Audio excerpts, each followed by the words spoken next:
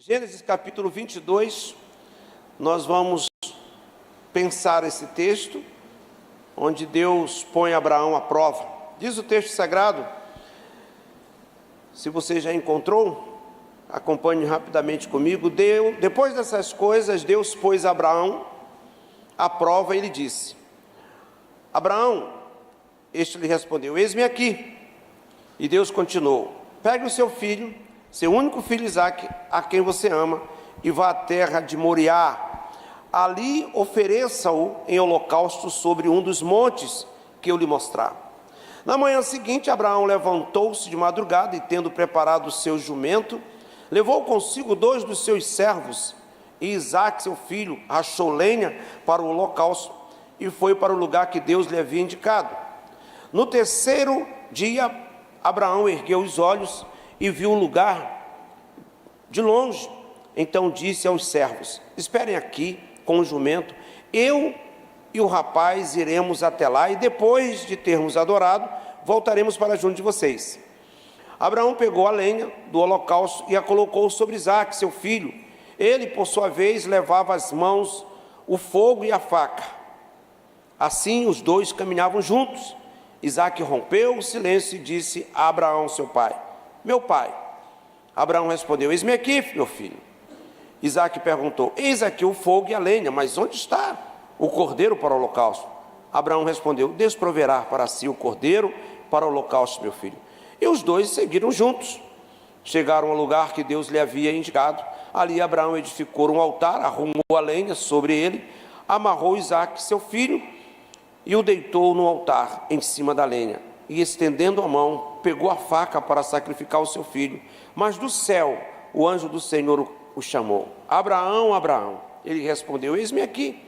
Então lhe disse: não estenda a mão sobre o menino e não faça nada a ele, pois agora sei que você teme a Deus, porque não me negou seu filho, o seu único filho. Oremos ao Senhor. Pai, nós te damos graça, bendizemos o teu nome.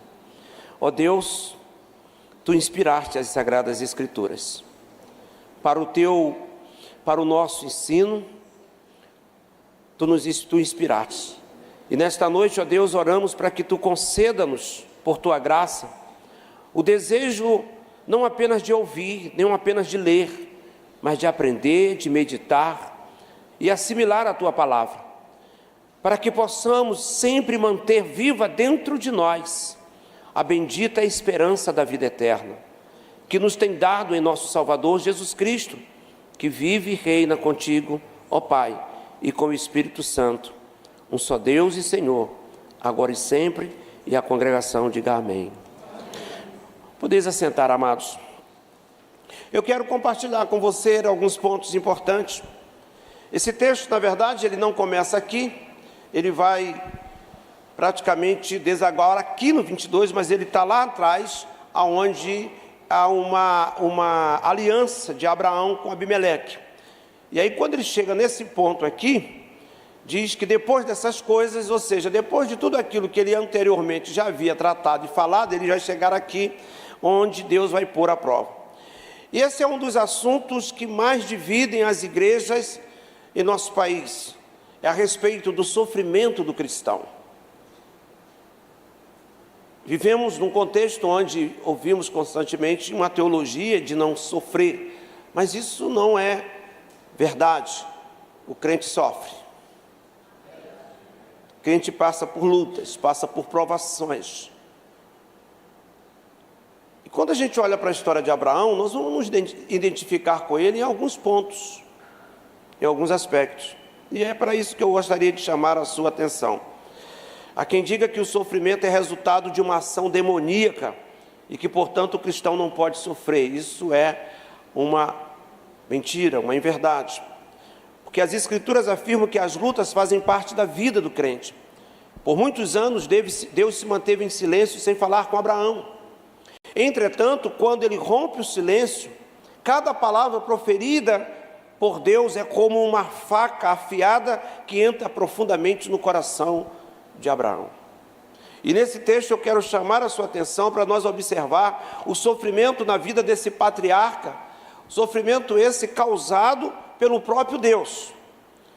Então, só para você acompanhar-me, eu quero tratar primeiro sobre as dimensões dessa prova, a correta reação do patriarca, o propósito disso, as consequências e, por fim, a graciosa providência de Deus. Pois bem, Abraão já havia passado por várias provas, agora ele enfrenta a mais difícil delas. Qual é? A entrega de seu Isaque, seu filho amado, a coroa de todas as provações.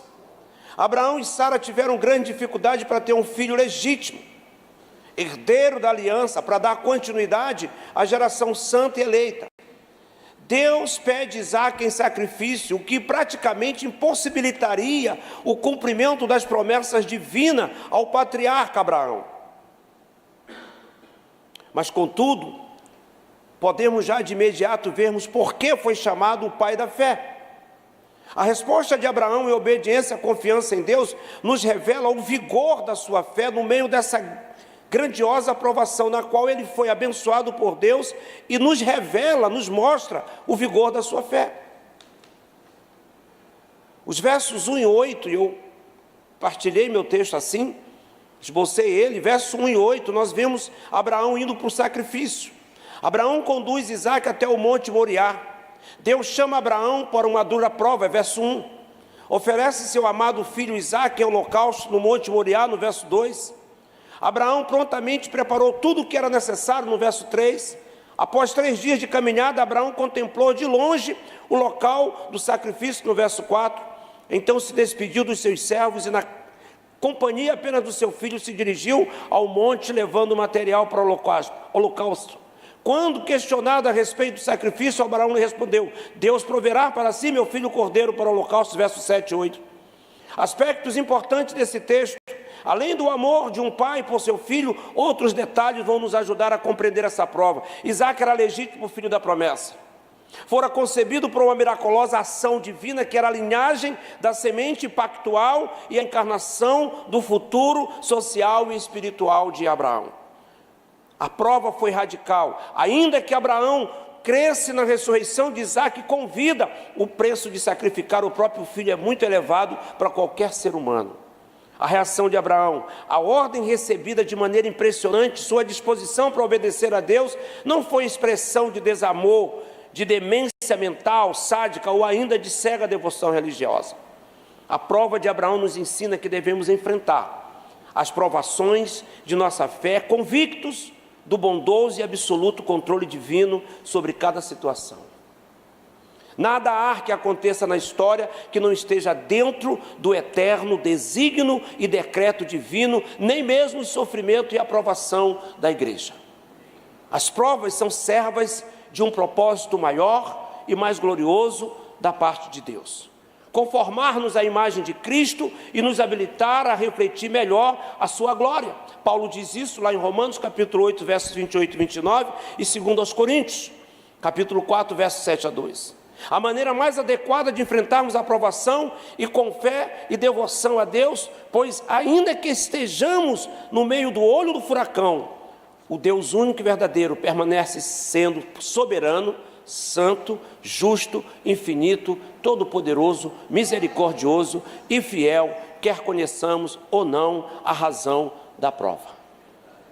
Assim, nos dias de calmaria e, sobretudo, quando estivermos no meio desses períodos de tempestade, devemos alimentar nosso coração com as gloriosas verdades sobre Deus, apresentada por sua bendita palavra. É necessário educar a nossa mente pela palavra de Deus, de tal maneira que estejamos mais fortalecidos nos momentos difíceis, enxergando a vida como um cristão. Paulo diz no versículo capítulo 12 de Romanos: não vos conformeis com estes séculos, mas transformai-o pela renovação da vossa mente, para que você saiba qual é a boa, perfeita e agradável vontade de Deus. A fé de Abraão era autêntica aos olhos do Senhor, mas agora precisava ser demonstrada diante do mundo. Se ele iria ser o pai da fé de toda a humanidade, então essa fé deveria passar por uma tão grande provação. A fé verdadeira sempre é provada e nunca se enfraquece nas provas, antes torna-se ainda mais robusta e combativa. Uma fé não testada é uma fé insegura.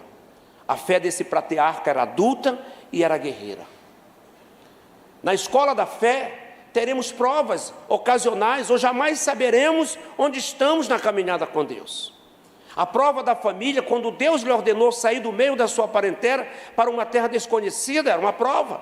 A prova da fome, na qual fracassou porque duvidou de Deus descendo do Egito para buscar ajuda, no capítulo 12. A prova da cordialidade, quando precisou apartar-se de seu sobrinho Ló e deu a este a oportunidade de fazer a escolha primeiro, abrindo mão de sua preeminência e preferência, capítulo 13. A prova do resgate do sobrinho, quando derrotou os reis confederados que sequestraram Ló, capítulo 14. A prova da riqueza, quando disse não às riquezas de Sodoma, no capítulo 14. A prova da paciência, quando fracassou ao ceder às pressões de Sara, arranjando um filho com a serva Agar. A prova do amor, que foi a suprema prova que Abraão enfrentou na jornada da vida, que nós acabamos de ler no capítulo 22. Segundo ponto, é o sacrifício a Deus, versos 9 a 14. Um cordeiro em lugar de Isaque. Aqui Abraão mostrou-se pronto a ouvir a orientação divina. Mostrou-se pronto a ouvir a orientação divina.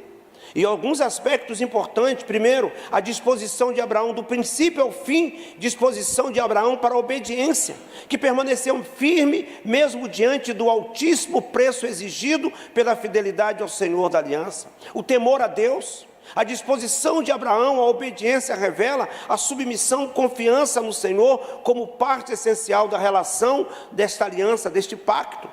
A morte vicária, o sacrifício do cordeiro em lugar de Isaque aponta para a morte vicária substitutiva de Cristo Jesus na cruz em favor dos seus filhos da aliança. Sem derramamento de sangue não há remissão de pecados. O autor dos Hebreus, no capítulo 9, versículo 22, vai falar sobre isso.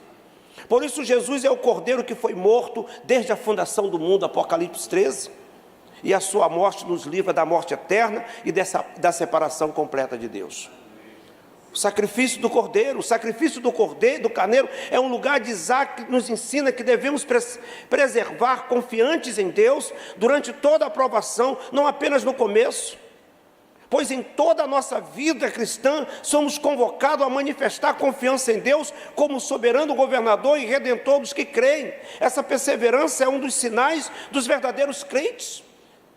Viver a vida quando tudo está fácil, quando tudo está dando certo, isso é bom, isso não é ruim, mas Deus nunca vai nos deixar viver somente assim. Uma verdadeira fé terá que ser provada em algum momento da nossa vida, por razões que nós não sabemos, nós não conhecemos. Quando a gente olha para a história dos grandes missionários, dos homens que construíram grandes feitos na vida, Hudson Taylor, um grande missionário na China, abandonou tudo, foi para lá, nunca foi fácil, e nunca será fácil para os eleitos de Deus. Sempre haverão provações, sempre existirão lutas, sempre existirão momentos na nossa vida em que a gente pensa, será que vale a pena? Asaf fez isso. Capítulo 73 do Salmo é um dos salmos que mais me alimenta diante das lutas pelas quais às vezes passo. Eu corro para o Salmo 73. Eu faço dele meu alimento, porque Asaf, em algum momento da sua vida, ele diz, será que vale a pena continuar servindo a Deus? Será que vale a pena servir a Deus? Diante de todo o quadro, de tudo que ele passa. Mas ele vai chegar à conclusão quando ele vai para o templo. Mas só entrar no templo eu meditei e pensei, assim temos que ser. As lutas vêm, as dificuldades vêm. A nossa fé em Deus é operosa, evidenciando-se por um meio de atitude de confiança no que jamais exigirá do seu povo sacrifício despropositados ou insuportável. Deus nunca nos dá uma carga além da nossa condição de suportar. Amém? Ele sabe até onde você consegue. Ele nunca te dá além. Você pode dar glória a Deus por isso? Amém? Glorifica a Deus, porque Deus ele é maravilhoso. Ele sabe até onde eu posso ir. Ele sabe até onde você aguenta. A gente está dizendo, Senhor, não dá mais. Mas ele diz, não dá sim. Dá porque quem te conhece sou eu. Foi eu que te gerei no ventre da sua mãe de uma maneira assombrosamente maravilhosa. Eu sei que tu aguenta. Você está com preguiça. Eu vou apertar mais porque eu sei que tu aguentas, tá? E aí ele dá mais e você vai. E de repente você diz, opa, graças a Deus eu consegui, porque Ele sabe até onde você suporta. Amém, queridos? Todos nós sabemos disso. Cristo foi morto em lugar do seu povo.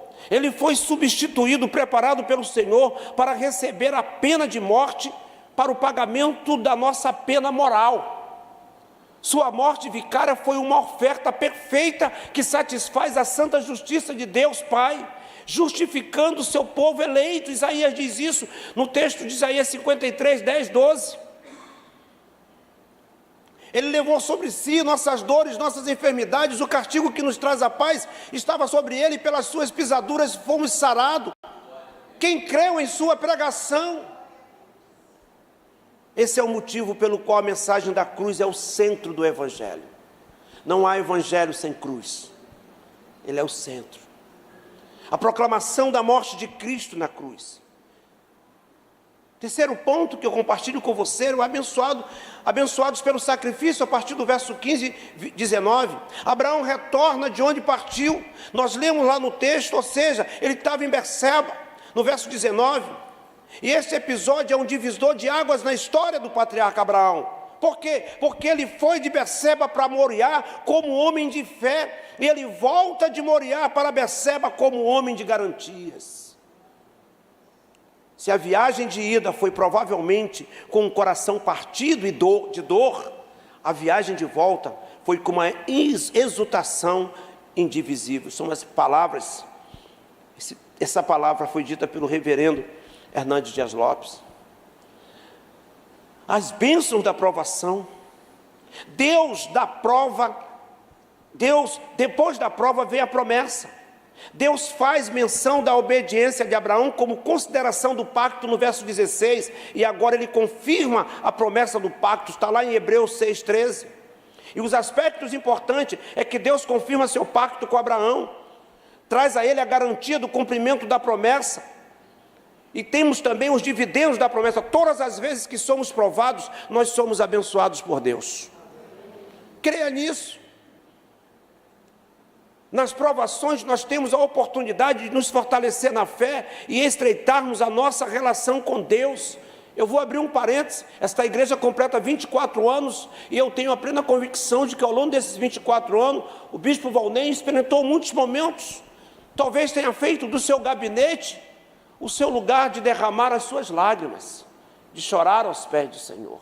E por que digo isso? Porque eu experimento isso ao longo de 18 anos ali, chorando ao Senhor, me trancando e derramando as minhas lágrimas e dizendo: Senhor, eu confio em Tua graça, eu confio nas Tuas promessas, eu sei que vai acontecer o milagre, não sei a hora, mas não me deixa descrer dessas verdades.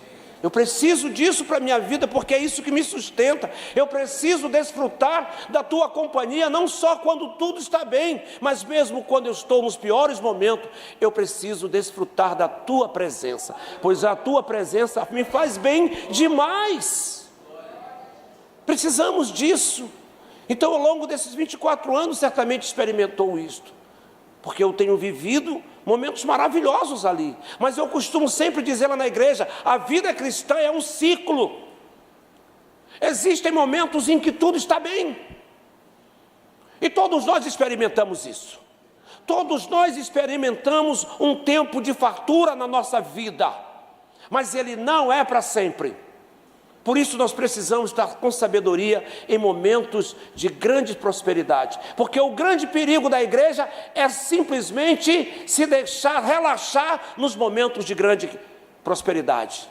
É nesses momentos, se você olhar a história dos homens que se desviaram, foram nos momentos de maior prosperidade da sua vida, porque nos momentos de grande escassez, eles estavam na presença de Deus. O apóstolo Paulo vai dizer o seguinte, que eu aprendi a viver contente em toda e qualquer circunstância. Eu sei o que está abastado, como eu sei também passar por aperto. É um aprendizado, e você não passa por isso sem estar na escola do Espírito de Deus. Ele nos leva para essa escola, e nós não queremos ser matriculados. Ele diz: eu te matriculo, mas eu não quero, mas eu vou te matricular, meu filho. Você está inscrito nessa escola, porque você precisa passar por esse processo. Eu tenho coisas boas lá na frente, mas você ainda não está preparado para recebê-las enquanto não passar por essa escola.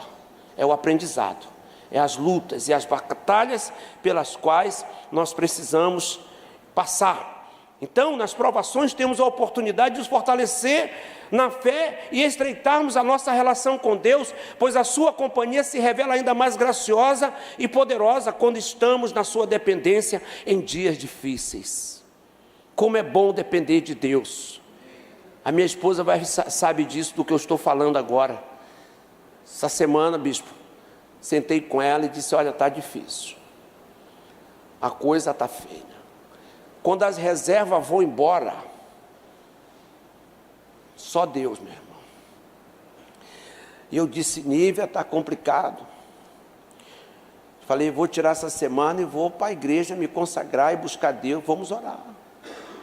Falei com o Senhor e comecei essa semana lá no gabinete, orando, chorando, buscando a presença de Deus. Eu digo: Senhor, eu preciso ver uma luz no fim do túnel. Eu sei que ela está aí, eu não consigo ver, mas faz eu enxergar. E comecei a orar. Tinha umas contas para pagar exatamente naqueles dias. E de repente, recebemos notícias maravilhosas. Eu disse para ela: fruto de resposta de oração.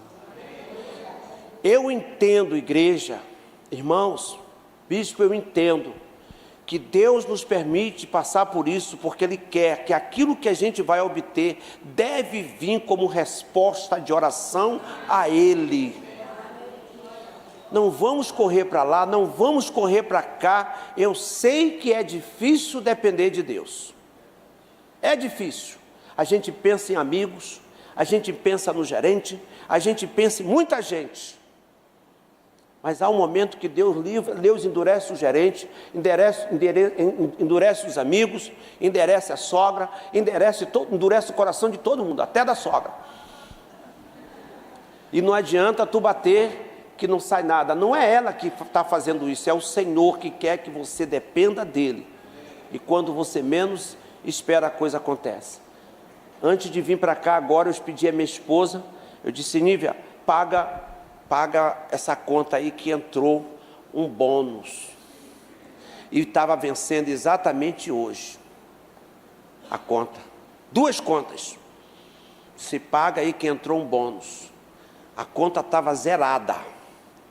De repente entrou um dígito e mais alguma coisinha. Falei: oh meu Deus, muito obrigado.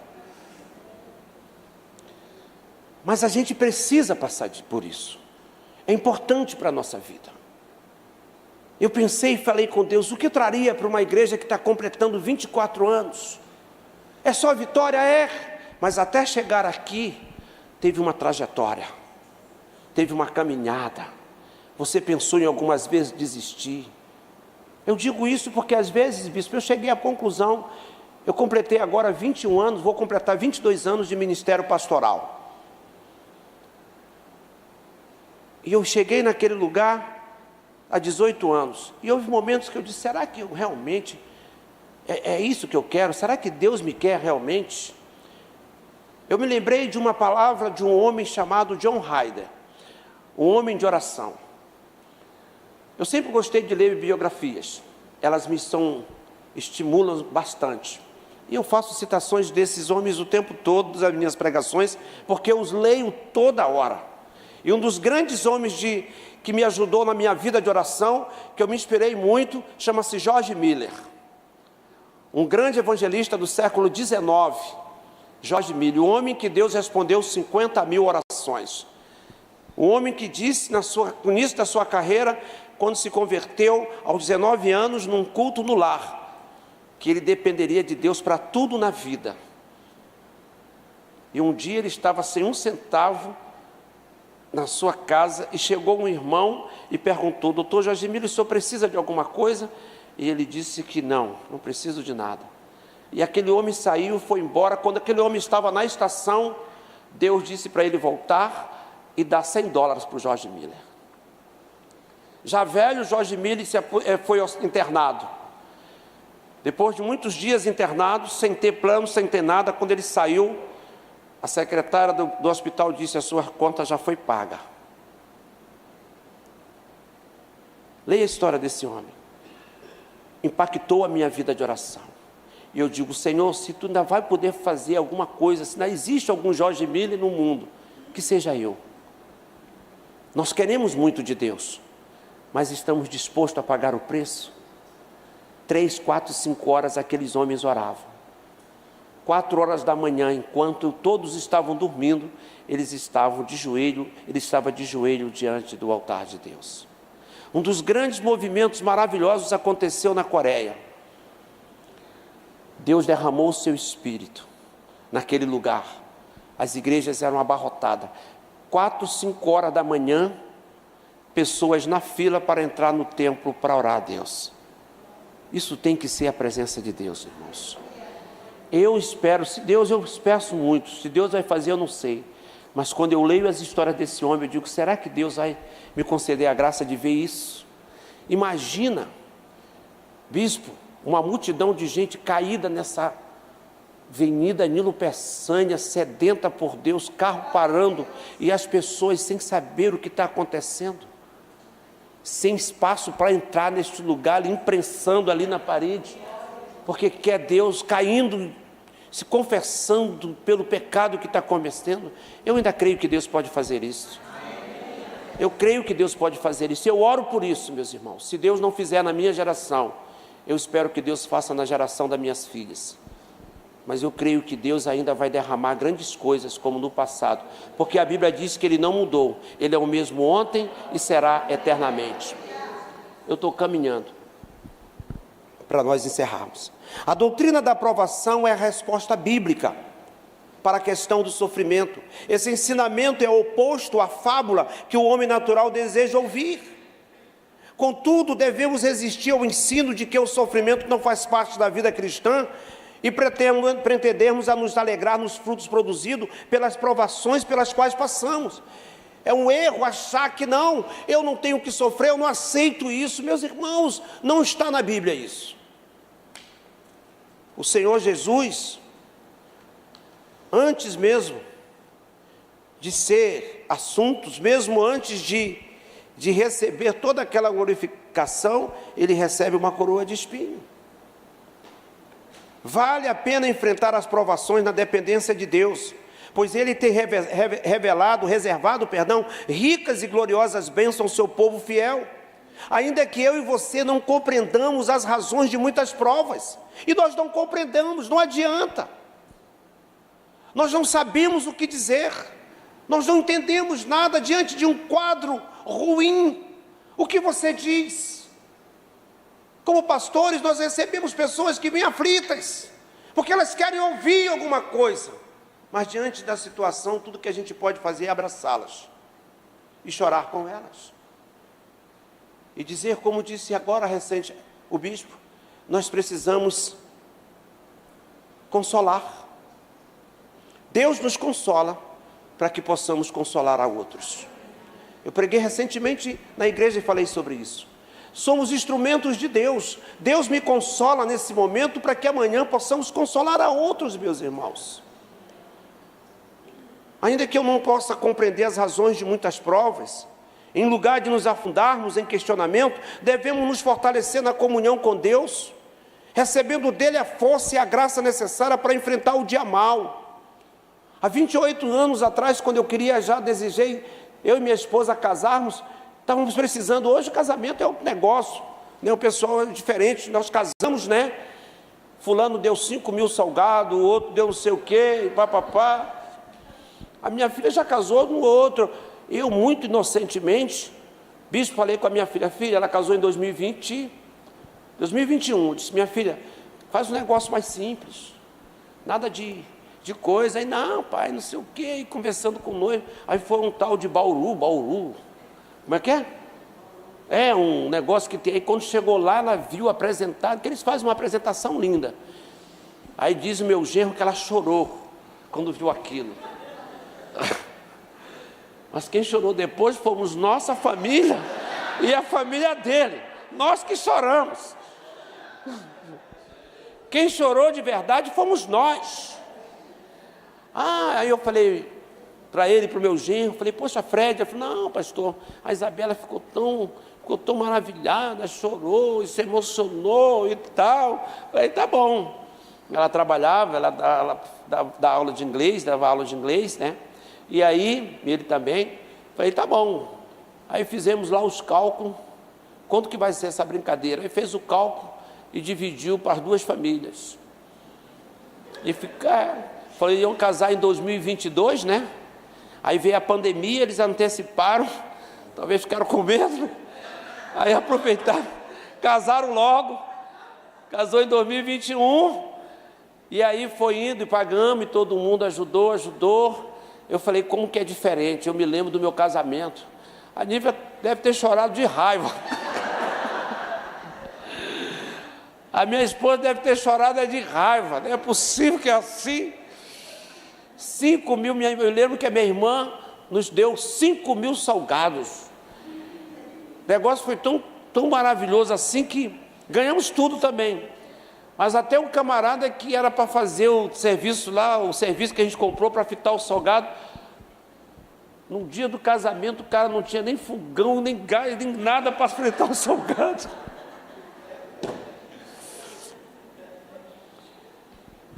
Mas precisamos receber essa força do Senhor, enfrentar, e não ficarmos questionando a Deus. Deus nos ama, amém? Existe um texto bíblico, que eu não me recordo agora, que eu gosto sempre de citar, que Paulo diz, o que eu quero, veja, Paulo já tinha fundado igreja, visitado vários lugares, feito várias viagens missionárias, e ele chega ao ponto de dizer, o que eu quero é conhecer a Cristo, e o poder da sua ressurreição. Eu amo isso, eu digo, Senhor, eu quero conhecer a Ti, e o poder da Tua ressurreição, o poder que ressuscitou a Cristo dentre os mortos, é este poder que nós temos que pedir para a nossa vida, porque é isso que nos ajudará a enfrentar as intempéries da vida, a não olhar para as circunstâncias, a não olhar para as crises no país. Existem crises no mundo todo, e crise não é novo, não é coisa nova. Lá no passado, um homem chamado José, ainda criança, Deus lhe havia dado sonhos, e um dia ele se tornaria alguém que tiraria sua família da fome, traria para a abundância, porque tinha um plano de Deus. No reino de Deus, querido, lá no banco de Deus, não tem miséria. Por isso olhemos para Deus. Provações virão, dificuldades virão. Se você tem fé, tem joelho, clame ao Senhor, busque a Deus, pague o preço. Não importa se todo mundo está reclamando, apenas vá diante de Deus, busque a sua presença. Qual é a conclusão que a gente chega? Abraão foi duramente provado por Deus no Monte Moriá. Poucos homens o foram com a mesma intensidade. O pai da fé revelou vigorosa confiança na fidelidade de Deus à sua palavra. Então, nesse episódio, nós aprendemos que Deus é absolutamente poderoso, é sábio e bondoso para dirigir todas as coisas, incluindo as lutas da minha vida e da sua vida. Ele é poderoso, conduzindo tudo para a sua glória. Ainda como parte da conclusão do capítulo 22 de Gênesis, podemos destacar que essa experiência de Abraão, Isaque, é o mais belo tipo da Bíblia sobre a caminhada do pai e do filho até o Calvário. É para isso que ela aponta. O que acontece com Abraão e com Isaque está olhando para mim e para você, está olhando para a cruz. Isaque é a resposta de Deus para a humanidade. Ele vai morrer, não fisicamente. Deus aceitou o sacrifício do filho de Abraão. Mas esse próprio Deus um dia habitaria no nosso meio, viria como carne, como diz João, o verbo se tornou carne e habitou no meio de nós. Se fez maldição, subiu no madeiro por amor a mim e a você. O episódio da história de Abraão com Isaque está mostrando Deus e Cristo, apontando para nós. Um cordeiro morreu no meu lugar, morreu no seu lugar. Ele se fez maldição para que nós pudéssemos, Ele tomou o cálice da maldição, para que eu e você bebêssemos o cálice da bênção. Ele se fez maldito por nós. A Bíblia diz que todo aquele que não subisse no madeiro era maldito, e Ele se fez maldito por nós. Quais aplicações que eu tenho para isso? Eu vou encerrar agora. Primeira delas, aprenda que o sofrimento é parte da vida cristã nesse mundo. Esse mundo é um mundo decaído, e que a graça de Deus o usa como oportunidade para provar a minha fé e a sua fé. Viva consciente de que Deus está no controle absoluto de todas as coisas, cultivando a sua vida cristã em comunhão com Ele, com a ajuda dos meios divinos da graça, para o fortalecimento espiritual. Saiba que as provas o farão mais parecido com Jesus. Resista ao pecado da murmuração e da incredulidade em dias de provação. Antes, evidencie a sua fé em Deus, com atos de confiança no seu cuidado e obediência à sua palavra. Atente para os possíveis escapes providenciados por Deus. Seja obediente. Abraão é um homem que tem intimidade com Deus. Obedece a sua voz quando Deus exige dele o sacrifício de seu filho e atende a sua voz quando Deus o proíbe de sacrificar o seu filho. Abraão é governado pelo céu e suas decisões são fundamentais na orientação divina. Abraão é um tipo de Cristo. Nosso Senhor obedeceu até a morte de cruz. Ele cumpriu o propósito do Pai. As nossas provas nos conduzirão a cumprir os planos de Deus para a nossa vida. E eu encerro com aquela palavra, com um testemunho de um irmão, amigo, que esteve comigo hoje. E nós falávamos sobre isso. Estivemos em Atibaia, e esse amado irmão perdeu um pendrive, algo bem pequeno. Nós estávamos num imenso lugar, mas era importante para ele aquele pendrive. E ele disse para a gente: caramba, perdi meu pendrive, procurou em todo lugar, não encontrou aquilo. E quando foi um dia, nós estávamos saindo para o café da manhã, naquele local, e aí quando nós voltávamos de lá, imagine um lugar cheio de mato, carro passando para lá e para cá. Aí nós paramos, quando nós estávamos indo para o café, nós paramos e oramos. Um pastor amigo nosso orou e disse: Senhor, esse pendrive é tão importante para o nosso irmão Alain, e isso trouxe tristeza para ele. Abençoa ele, que ele possa encontrar. Ele fez essa oração, e nós concordamos e saímos dali. Quando nós retornamos, Deus não mostrou a mim, não mostrou a ele, apenas mostrou um negócio pequeno no meio do mato, brilhando. Ele deu um grito, falou: olha ali, olha ali, olha ali. E nós lembramos, um lugar onde a gente havia estado com o carro orando, naquele lugar estava ali o pendrive. Eu não duvido de Deus, meus irmãos. Eu creio em Deus. Eu não sei como você chegou, qual é a sua dificuldade, mas isso que você tem aí, coloque diante de Deus. Creia que o Senhor há de prover. Eu já tive muitas experiências com o Senhor nesse momento, nessas áreas de fé. E eu experimento muito disso na igreja. Todo mês eu pago aluguel ali. Então todo mês eu dependo de Deus, para que o Senhor mova o coração do povo, para o povo ser fiel, para trazer e pagar. E graças a Deus, nunca ficamos um único mês sem pagar um aluguel. Na pandemia, ficamos fechados 1 ano. E durante 1 ano, não faltou um mês de pagar o aluguel, nem pagar as despesas da casa do Senhor.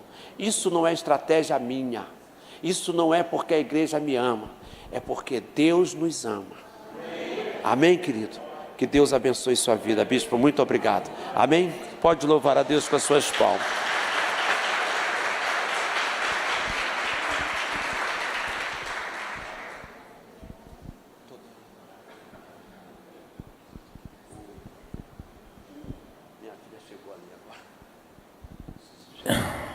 Vocês viram que eu só ando com quem é melhor que eu, né? Conheceram o pastor Messias, conheceram o pastor Adálvaro, agora conheceram o pastor Raimundo. Lembrei do meu casamento também, né? E estava falando, a mente foi lá atrás, né?